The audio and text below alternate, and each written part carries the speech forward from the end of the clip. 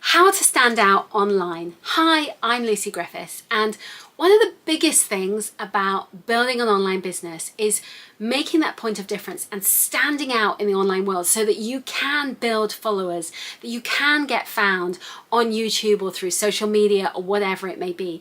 And in the beginning, it's really difficult to stand out because you don't want to be visible. You've spent all your years kind of doing your thing, hiding, being in your, behind your desk, behind your laptop, doing your thing. And suddenly it's like, ta-da! You need to stand out and put yourself out there and all of that stuff. And it's horrible, okay? And you fear all those doubts. You fear that the trolls will come out, and you fear like, oh, I don't look good enough, I'm too old. That was definitely one that ran through my head a lot. Or you doubt yourself because you're not pretty enough or clever enough, or people laugh at what you say, or you hate your voice, or all of those stories that we tell ourselves. And I promise you, I have had all of those doubts and limitations and fears and definite imposter syndrome about being in the online world. And I have an imposter syndrome video just there if you'd like to watch it. But, okay, when it comes to being in the online world, you have to do this. There is no way that you can't put yourself out there. You can be smart and do it in different ways, but there is no getting over this. If you don't want to do this, then go and do something else. That means you don't need to put yourself out there.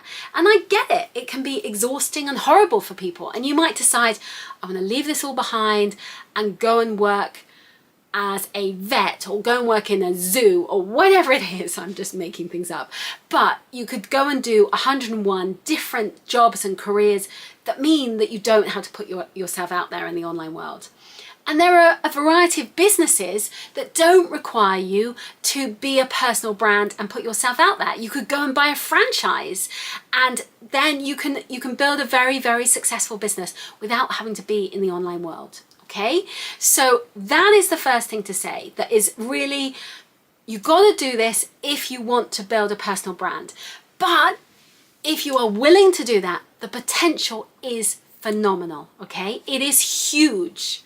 And you are the best market for yourself. It's no point trying to outsource yourself to someone else. No social media company, no copywriter is going to get your voice and you in the same way that you do, okay? So while you may doubt yourself, I promise you it's possible for you to create something that's really powerful and for you to sell. But the first thing is to get visible. So how do you do that? Well, it's really scary in the beginning, but you have to get over yourself and put yourself out there. And that means being confident on camera. And in the beginning, we are not confident. None of us are, okay? And it took me a good long time to feel more confident on camera. And if you want my course, this is not me meaning to sell this, but I have a course that's really helpful. It's helped 50,000 people feel more confident on camera. Check out the link below because I think it will really help you, and it's $19. So it's not a massive investment, but it will really help you. So I would say that's a really good step for helping you be more visible when it comes to video. But on the same side of that, actually, it's also about writing blog posts and sharing stories and figuring out what works for you, because it's important to build those relationships by showing up and sharing. And so that means telling stories about yourself. You don't have to give absolutely intimate details. Like, I went through a messy divorce, and I don't give all of the details of that, but I do say how that made me feel and the repercussions of that, of how it affected the business. And so there's a stark difference between those two kind of things going on. So you want to really think, what stories are you going to talk about, and how will those stories resonate with your people? Because your people will find you and want to work with you. So it's telling stories that connects and converts. So working out, what are your stories?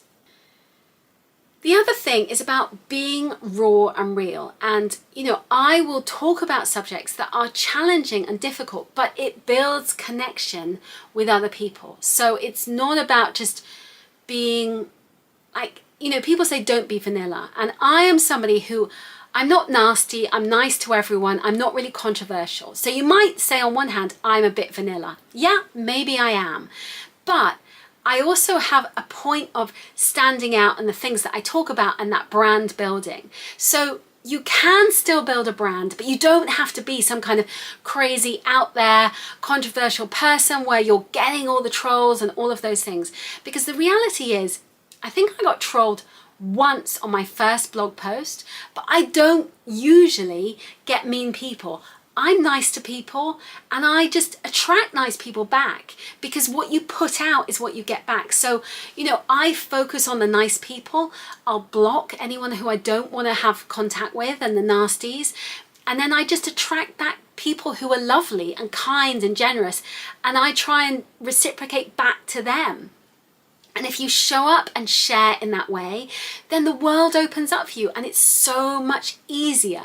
So if you are doubtful and doubting yourself and your ability and can I do this and it's scary, all I say is put yourself out there. Go for it. This can be a truly life-changing moment, but you have to make that leap and you have to go for it and be willing to show up and share. Thank you so much for watching this video. I hope it inspired you and got you thinking, and I hope to see you again soon. Thanks so much for watching. Bye, bye, bye.